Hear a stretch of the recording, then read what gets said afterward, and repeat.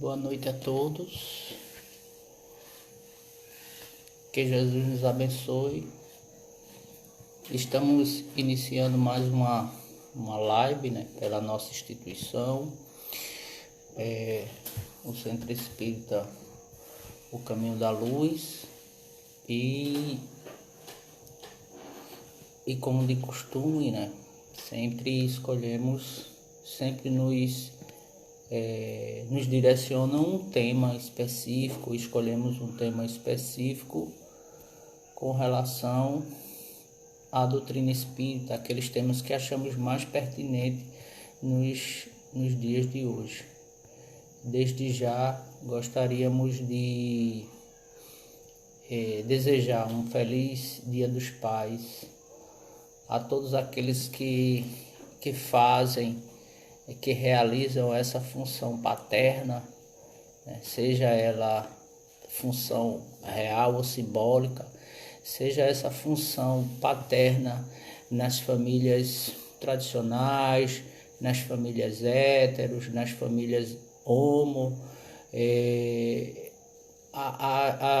as representações paternas na figura de outras pessoas que não são os pais biológicos. Então todos aqueles que fazem esse papel, seja homem, seja mulher, eles representam essa função paterna de educar, de cuidar, de proteger, de ser continente com relação a essas pessoas, a esses seres, que nos chegam através das nossas existências, desses compromissos, firmados não apenas nessa, mas em outras. Então, desde já, um feliz Dia dos Pais.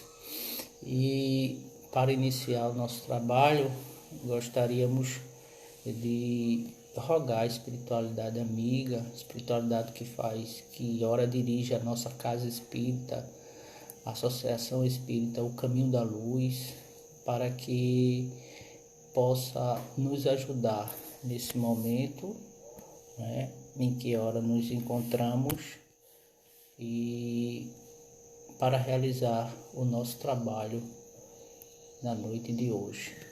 Que os bons espíritos nos orientem, nos inspirem, nos ajudem, e assim sendo, nós possamos realizar o nosso trabalho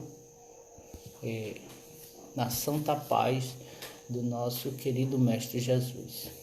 Então, eu decidi trazer um tema que está no Livro dos Espíritos, no capítulo 1 das penas e gozos terrestres, que é o desgosto da vida, suicídio. Ultimamente, nós estamos escutando muitas pessoas, jovens, cada vez mais jovens, adultos jovens,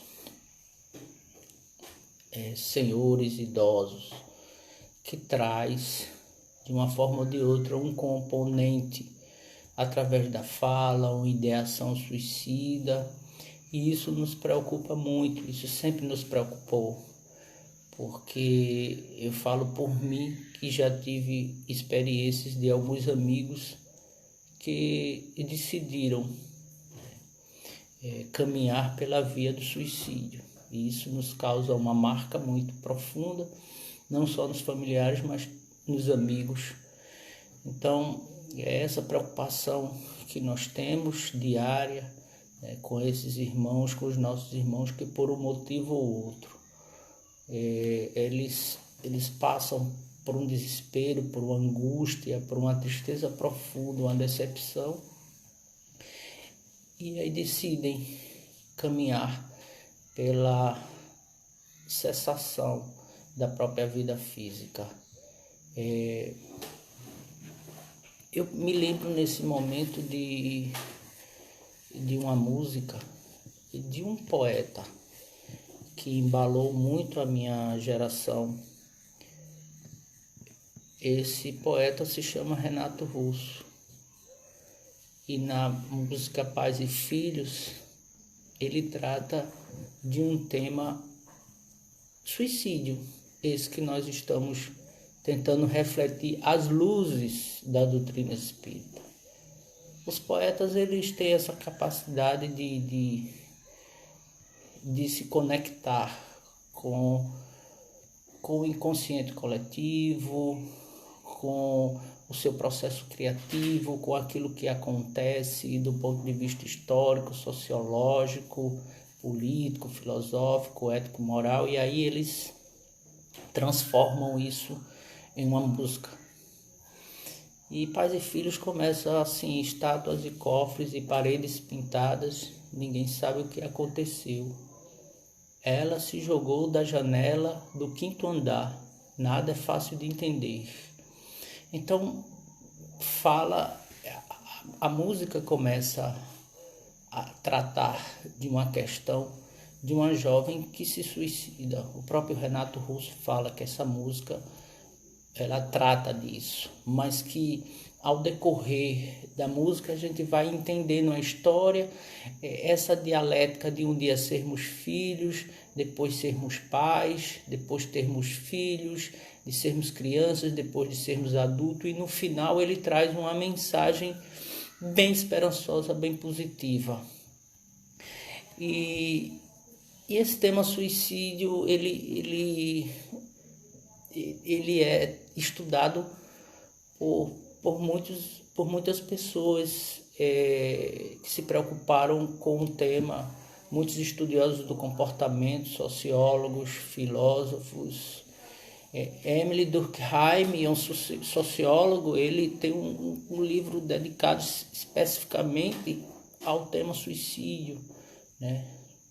Tem pessoas que são estudiosas no tema, como os suicidólogos, que estudam as causas, o que levam ao suicídio, né? Então, o próprio Freud, ele, no final da Primeira Guerra Mundial, ele se sentiu muito decepcionado com a humanidade, né?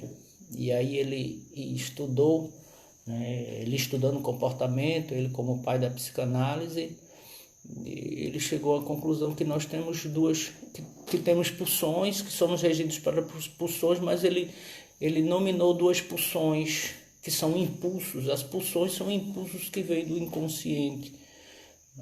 Ele definiu a pulsão de vida e a pulsão de morte, Eros e Thanatos. Então nós temos uma pulsão que nos leva a viver, que nos leva a querer a vida de uma forma criativa, e ele afirma que também temos uma pulsão inconsciente que nos leva a essa pulsão de morte, que muitas vezes nos leva a nos autodestruir, a tirar nossa própria vida.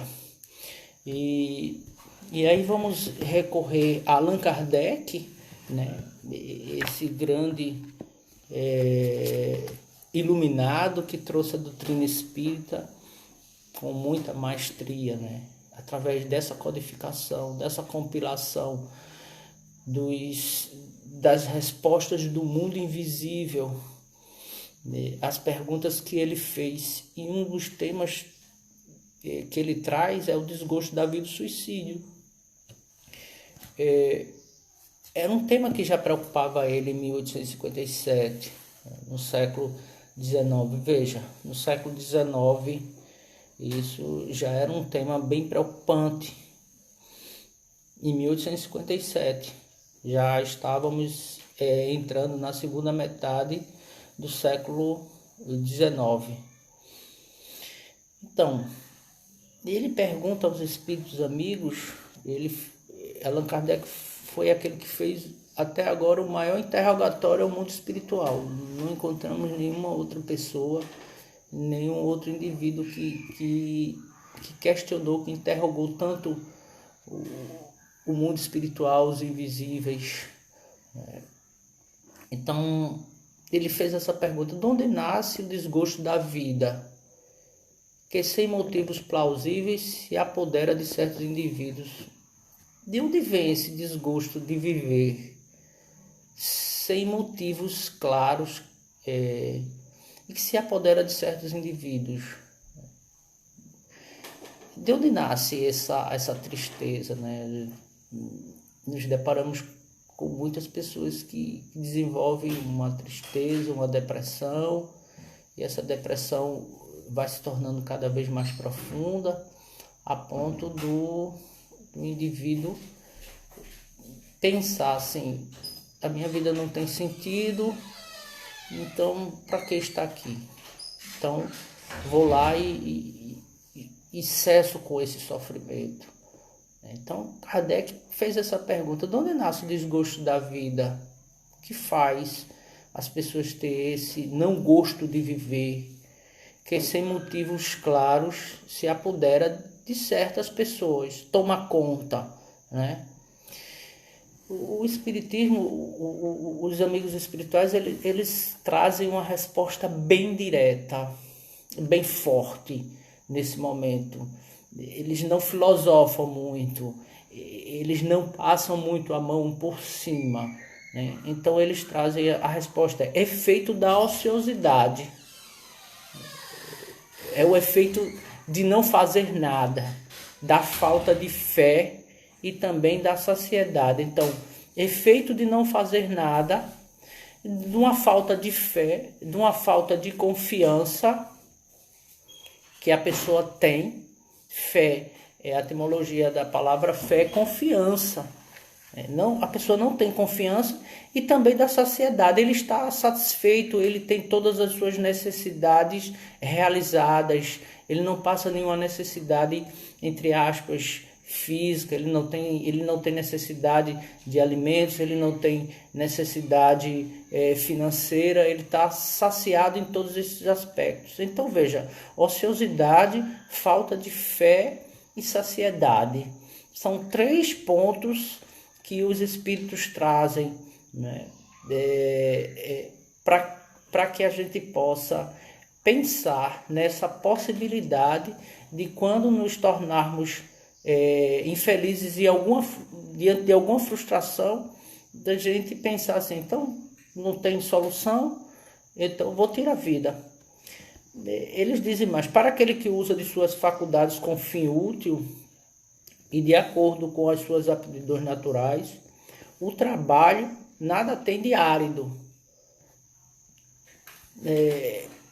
Para as pessoas que usam de forma saudável as suas faculdades, né, de acordo com as minhas aptidões, eu vou trabalhar naquilo em que eu me identifico, né? Então, quando eu me identifico com um trabalho que eu uso bem minhas faculdades mentais, aquele trabalho nada tem de árido, nada tem de pesado, e a vida se escoa mais rapidamente. Quando nós trabalhamos em algo que gostamos muito, que nos identificamos, então parece que o dia passa rápido. É essa impressão que nós temos. Ele lhe suporta as vicissitudes, que são dificuldades, com tanto mais paciência e resignação, quanto trabalha com o olhar confito, o olhar fixo da felicidade mais sólida e mais durável que o espera. Então, nós suportamos as dificuldades com tanto mais paciência e resignação. Paciência e resignação. Paciência, ela está ligada à razão, e a resignação está ligada ao coração, ao sentimento. Então, e aí nós nos perguntamos: quem hoje, nesse mundo de provas e expiações, nesse mundo de transitoriedade, que passa por essa sua transição planetária, que nós não temos problemas, dificuldades, conflitos, problemas internos, problemas pessoais ou problemas financeiros? Todos nós que aqui nos encontramos carregamos um problema ou vários problemas. Se eu fosse rico, eu seria uma pessoa sem problemas. Tem pessoas muito ricas, muito afortunadas, que não veem sentido na vida. E tem pessoas que não têm tantos recursos financeiros e por sua vez, são pessoas felizes. Então, a felicidade não está lá, no objeto, no ouro ou na falta dele. A felicidade é um estado de espírito, é um estado de alma, é uma construção. Então, quando nos propomos a viver numa vida de ociosidade, ele diz até de forma bonita, é ociosidade, preguiça, né? Traduzindo ao pé da letra.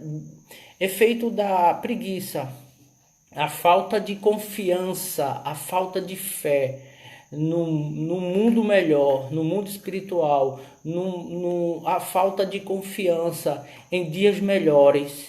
E quando também nos encontramos saciados de todos os nossos desejos, de todas as nossas vontades, então isso é um grande caminho para que a gente possa em algum momento achar que a vida não tem mais graça, não tem mais sentido, é uma vida sem emoção, é uma vida repetitiva, é uma vida sem graça. E aí isso pode levar-nos em algum momento, quando nos frustrarmos diante de alguma coisa, a gente achar que a vida realmente não tem mais graça, não tem mais sentido, então eu decido, por sua vez, tirar minha própria vida. Então, na questão do homem tirar sua própria vida, Allan Kardec faz a pergunta de 944, número: tem um homem o direito de dispor da sua vida? Tem um homem o direito de tirar sua própria vida? É essa pergunta que Allan Kardec faz. E os espíritos respondem: não. Só a Deus assiste esse direito. O suicídio voluntário importa numa transgressão dessa lei. É uma lei divina. Não cabe ao homem o direito de tirar a sua própria vida e tirar a vida de outrem. Então ele está infringindo as leis de Deus. Não tem o homem, nós não temos o direito, não nos cabe fazer isso. Nós até podemos optar, mas não temos esse direito. E se fizemos em algum momento no passado, ou se alguém vai fazer, vai ter que responder por isso, né? Não é sempre voluntário o suicídio? Ele pergunta assim, então todos os suicídios não são uma escolha própria? Então a pergunta de item A, 944, não é sempre voluntário o suicídio? Aí responde: o louco que se mata não sabe o que faz. Então esse indivíduo, esse sujeito que está acometido por um transtorno mental, que vamos dizer, ele está em surto psicótico, é um esquizofrênico. Então ele perde a condição da razão, né? Há uma fuga de pensamentos, ele é inundado por questões, não do ego, mas ele é inundado por questões do seu próprio inconsciente. Então esse ego, que é responsável pelo discernimento, pela razão, esse ego é esfacelado, esse ego é quebrado. Então ele perde o contato com a razão. Então, ele perdendo o contato com a razão, ele pode, por sua vez, ou querer atentar contra a vida de alguém, ou atentar contra a sua própria vida. Então, esse aí não é um suicídio voluntário. Ele fez sem a consciência da coisa. Tomado pelas suas questões lá do inconsciente profundo, envolto também nas influências dos desencarnados que possam estar ali naquele momento atormentando ou perturbando. Então vamos avançar, né? Na pergunta de 945. Que se deve pensar do suicídio que tem como causa o desgosto da vida? Eu estou desgostoso da vida, e a gente escuta muito isso, né? Estou desgostoso da vida, eu não quero mais viver, a vida não faz mais sentido, eu tive uma decepção muito grande, e aí eu decido ceifar a minha existência. Aí os espíritos respondem: vejam, insensatos, porque não trabalhavam, a existência não lhes teria sido tão pesada. Insensatos, porque não ocuparam a sua existência com o trabalho. Quando se está falando aqui em trabalho, não é um trabalho só remunerado, é o trabalho das boas ações, se dedicar a uma boa causa, se dedicar a uma ONG, se dedicar a uma instituição religiosa, se dedicar aos trabalhos sociais da casa espírita. Então, por que não trabalhavam? Diz os espíritos insensatos, por que não trabalhavam? Por que não se ocuparam? Por que não saíram da ociosidade? A existência não lhes teria sido tão pesada se na realidade essas pessoas decidissem sair dessa ociosidade, dessa falta de esperança e também dessa saciedade. Entendendo que todo mundo, independente de religião, ela pode, em algum momento, ter um desgosto da vida e pensar em tirar sua própria vida, né? Ou alguém em qualquer denominação religiosa pode também desenvolver uma depressão. E a depressão, em alguns casos não bem curadas, não bem tratadas, elas podem se agravar e leva o indivíduo a tirar sua própria vida. O espírita pode desenvolver uma depressão, o católico, o evangélico, né, o líder religioso. Isso independente de religião. As pessoas até falam assim, espírita não adoece, espírita não deprime, espírita não vai no médico, espírita não vai no analista, espírita não vai no psiquiatra ou no psicólogo. Então, os espíritas ou os cristãos são pessoas normais como as outras, né? Nós vemos hoje relatos de padres que se tratam de depressão. O próprio Divaldo Pereira Franco, ele traz um relato muito interessante, que quando o Nilson desencarnou, que era um dos grandes trabalhadores e fundadores da Mansão do Caminho, Divaldo continuou trabalhando e por um motivo ele não pôde processar o luto. Ele vamos dizer, em determinado momento ele não chorou, ele não participou do velório.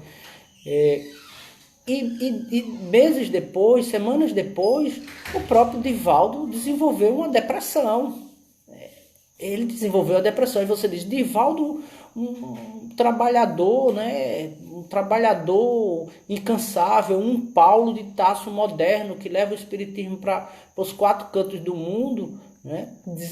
Desenvolveu uma depressão também. Lógico que ele tratou, né? Que aí ele tem essa clareza, né? Ele tem uma espiritualidade que o assessora. Joana de Ângeles, como uma psicoterapeuta, com certeza. Ele se tratou, conheceu que deveria realmente ter processado aquele luto. Falando de luto, nós também escutamos muito assim, alguém da família desencarnou de um espírita, o espírita não chora. Claro que o espírita chora, e o espírita é por acaso insensível, e pelo fato dele estar descobrindo e dele estar entendendo os mecanismos da vida após a vida, ele vai deixar de ter sentimentos, ele vai deixar de ser tocado pelo afeto, pela emoção. Ele chora sim, claro. Agora, esse choro não é de revolta, né? A gente precisa muitas vezes chorar para que depois a gente não chora, eu sou forte, isso. A gente não chora e depois a gente deprime, a gente adoece. Então é importante colocar para fora. Agora, que esse choro ele não se torne revolta e não se torne de forma repetitiva. Há um ano a pessoa chora a perda do seu ente querido. Então já tem algo estranho, isso pode ser uma depressão, isso tem que ser tratado. Então a depressão não é como muitas pessoas dizem, isso é frescura, isso resolve, vai no shopping, vai na praia, não é assim. É uma doença da alma que precisa ser tratada, que precisa ser olhada com muito carinho. E cada um na sua parte. A casa espírita não vai negar que a pessoa tem um problema, né? E vai orientar com certeza a pessoa procurar os profissionais. E a casa espírita vai direcionar o seu trabalho de fluidoterapia caso aconteça um processo obsessivo ali ou de acompanhamento. A casa espírita vai tratar das questões espirituais, né, conscientizando aquele espírito obsessor, aquele espírito que está acompanhando e fortalecendo energeticamente através de sua fluidoterapia.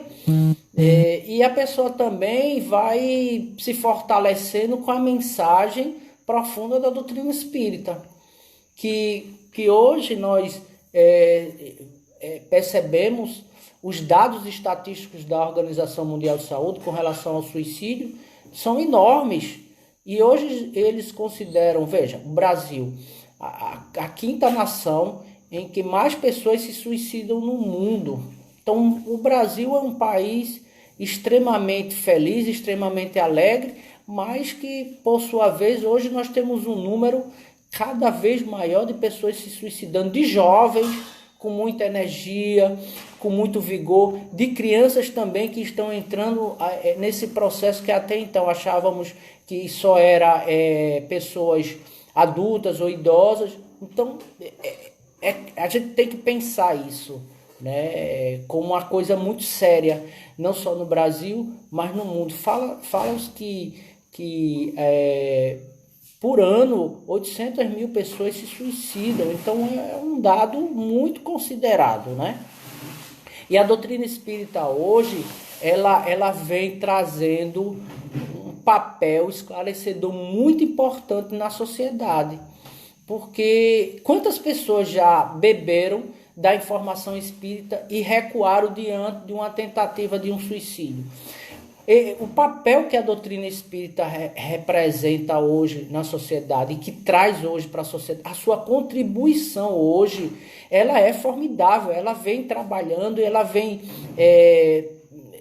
contribuindo de forma muito positiva para que esses índices poderiam estar até maior no nosso país, mas que de certa forma eles vêm cedendo porque essa clareza que a doutrina espírita traz, né? Essa clareza, essa comprovação, né? que a vida não cessa com a morte. A morte é só um processo de transição. Deixou aqui, como um espírito amigo uma vez falou, a morte é o seguinte: você está de um lado da cortina, quando você desencarna, morre, você vai para o outro lado da cortina.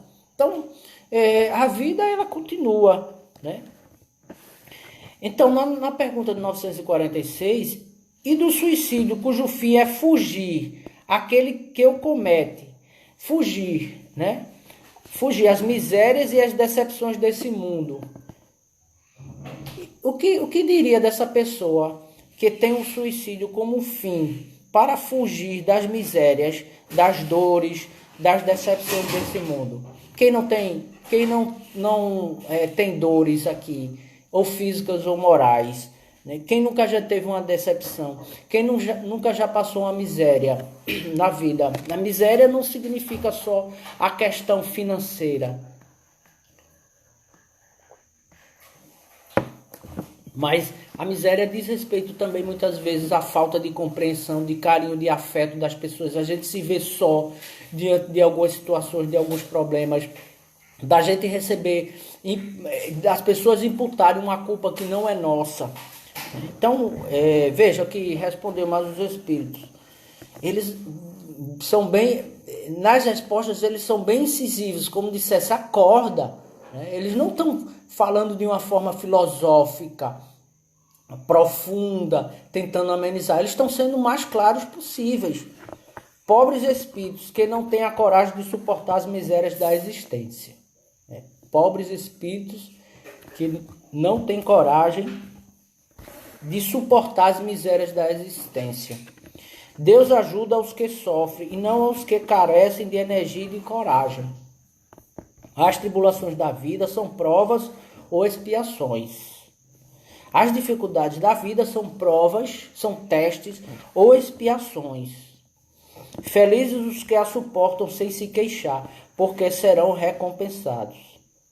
Aí, porém, daqueles que esperam a salvação do que na sua impiedade chamam acaso ou fortuna. Pessoas que acham que a salvação, a felicidade está na fortuna, no dinheiro, no bem material.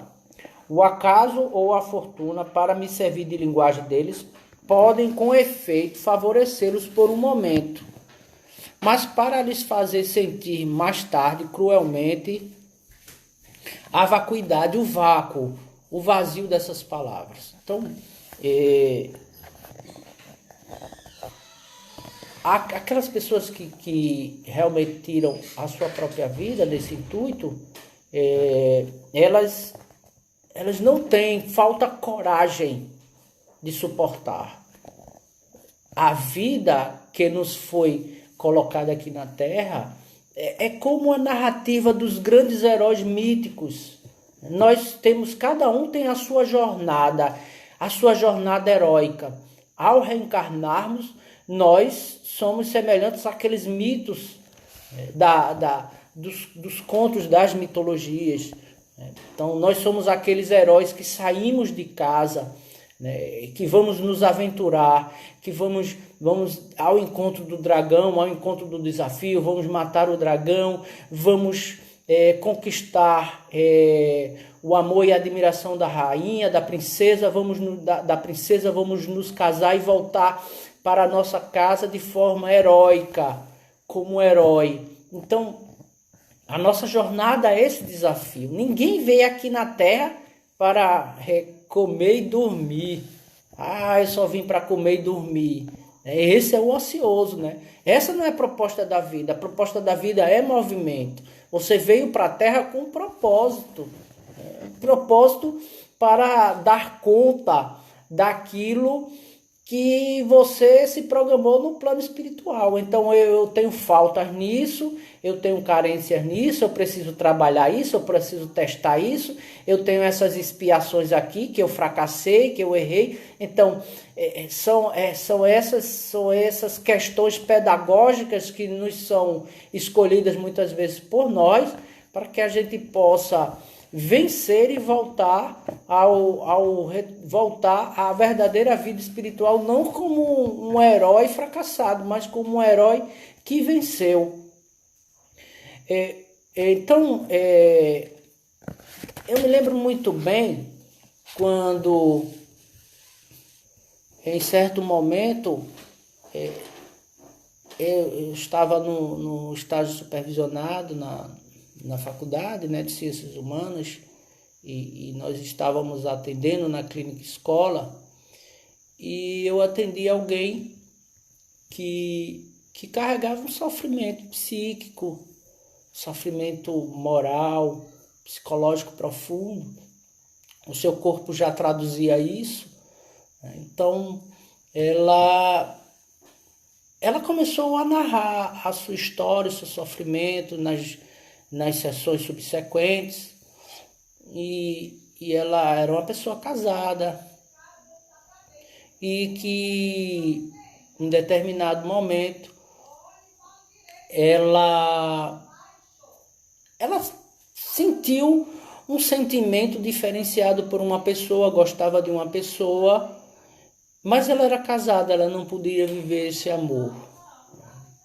E ela era casada com um homem de farda, com um homem da polícia. E em determinado momento, ela, nessa angústia muito grande de que a vida não tinha sentido, ela não poderia viver esse outro amor. Parece que a gente está vendo os romances espíritas, né? Não poderia viver esse outro amor. Ele era casado, e em determinado momento o marido foi trabalhar numa cidade bem mais distante da sua, foi prestar um plantão, e ele deixava uma arma em casa, e ela sabia que a arma estava na gaveta, né? Em determinado dia, ela se sentindo muito triste, a vida não tinha sentido, tudo muito cinza, tudo muito nebuloso para ela. Ela foi lá na gaveta, pegou a arma estava carregada, e ela chegou a engatilhar a arma em direção à sua própria cabeça. Foi quando ela lembrou-se das mensagens da casa espírita. Ela frequentava uma instituição espírita. E aí veio a informação na acústica do seu psiquismo. Você sabe que se você tirar sua própria vida, você vai responder por isso. Você vai se deparar com você mesmo e de forma muito mais complicada. Aí foi que ela desengatilhou o revólver, colocou na gaveta e fechou. E diante daquela informação que ela recebeu na casa espírita, ela não, como é que se diz?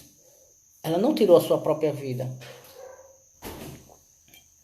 Veja que contribuição fantástica é a doutrina espírita, de esclarecer as pessoas que a vida continua do outro lado da vida. Mas as pessoas podem perguntar, por que vocês espíritas falam com tanta convicção que o suicida ele vai sofrer lá do outro lado? Nós temos informações da literatura espírita. Se você tiver coragem suficiente para ler o livro Memória de um Suicida, de Ivone Pereira, então vale a pena. Se você ainda tem alguma dúvida com relação a isso, você pode consultar o livro Céu e Inferno, que tem relatos de espíritas suicidas. Mas as pessoas vão dizer assim, George, é o livro, alguém escreveu. Nós queremos saber se realmente é verdade. Então, nada mais concreto, nada mais provado do que as reuniões mediúnicas ou as reuniões de desobsessão. E quantas vezes a gente já não se deparou com personalidades que viveram aqui na Terra, que chegam nas reuniões, que foram pessoas que foram acometidas decidiram tirar sua própria vida, chegam na reunião mediúnica se identificando como tal pessoa, de tal família, e olha que ninguém estava pensando, que ninguém conhecia a vida daquela pessoa, e ela traz os seus relatos na vida após a vida, diante de uma condição de desespero, a qual ela tentou resolver via suicídio. É um sofrimento muito tremendo, muito profundo. Então, esses espíritos continuam vivos, porque não existe morte. O espiritismo veio, com certeza, vamos dizer, matar a própria morte. Então, esses espíritos trazem relatos que estão sofrendo do outro lado.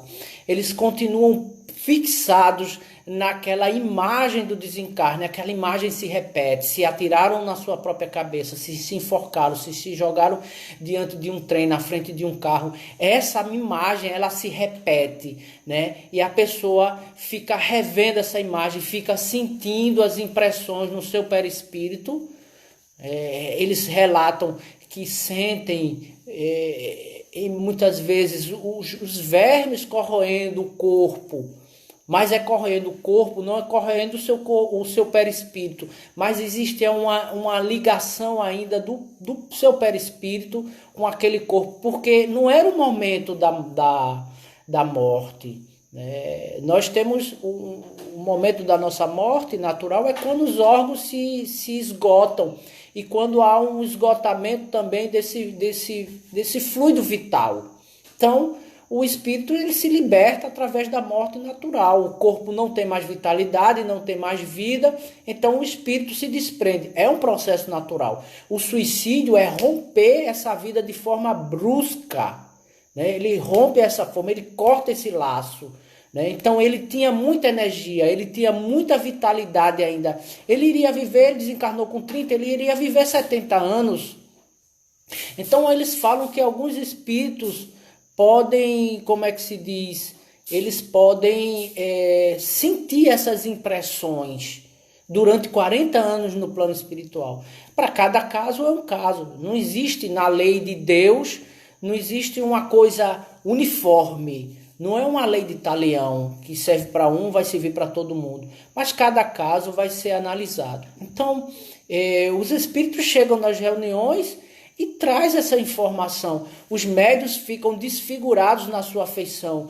Muitos desses espíritos nem sequer conseguem ainda falar. O médium fica totalmente desfigurado, a língua fica bem saliente para fora da boca mesmo, e é preciso alguns dias, algumas semanas, para que esse espírito possa trazer alguma mensagem.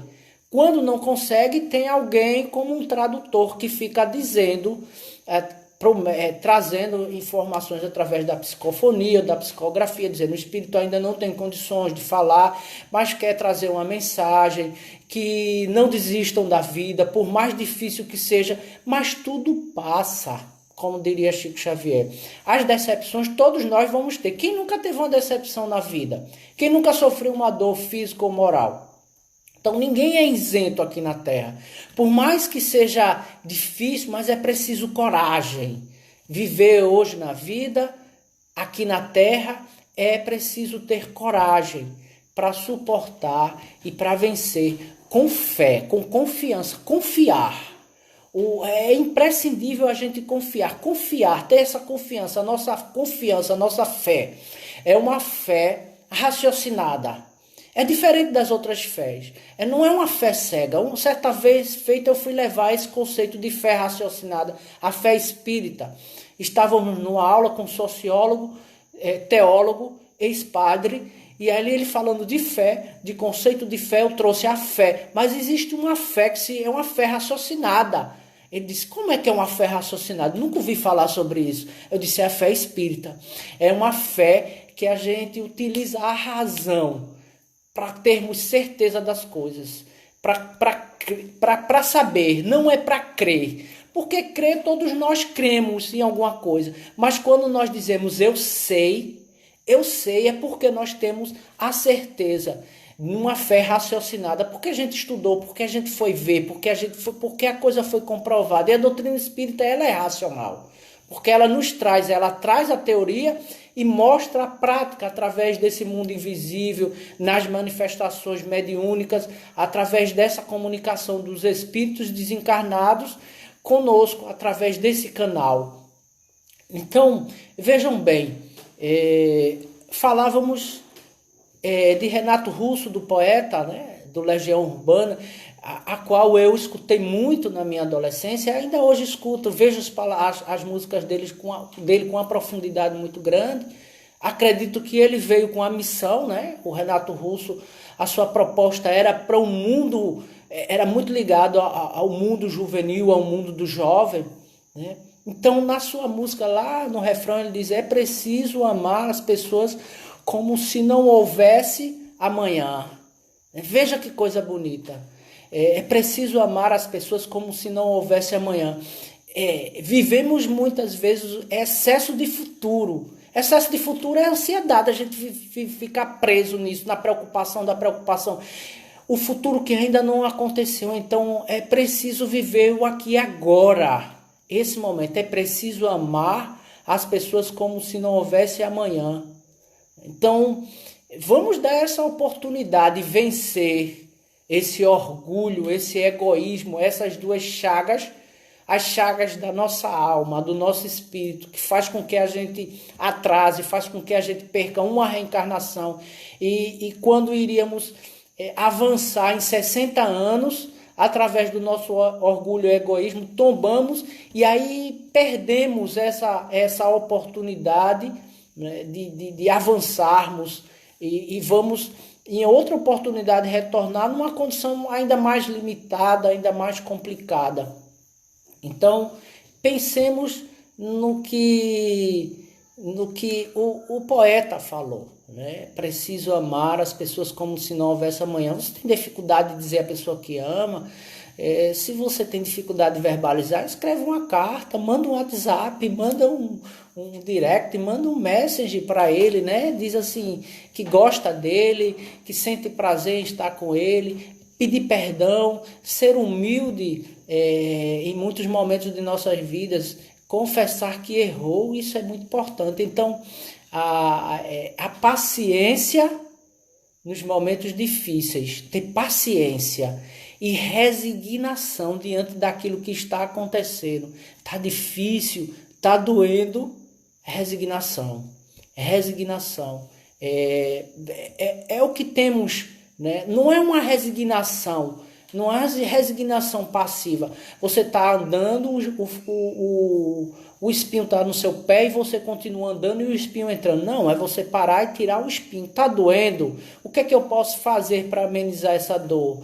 Eu posso procurar ajuda? Eu posso ir na casa espírita ou no centro religioso? Qualquer, buscar uma ajuda, um conforto espiritual. É isso que a gente tem que fazer nos momentos mais difíceis. Resignação, paciência, resignação e confiança. A gente tem que ter confiança em Deus, confiança em Jesus, na espiritualidade, que tudo vai passar. E assim sendo, eu gostaria de agradecer a todos vocês pela atenção. O tema não é para assustar, o tema é para fazer com que nós possamos abrir os nossos olhos diante das dificuldades e ajudar as pessoas que muitas vezes batem na porta da nossa casa pedindo ajuda, pedindo muitas vezes que a gente possa disponibilizar os nossos ouvidos para que ele venha falar dos seus problemas e a gente ter a intuição e a maturidade suficiente de poder aconselhar essa pessoa.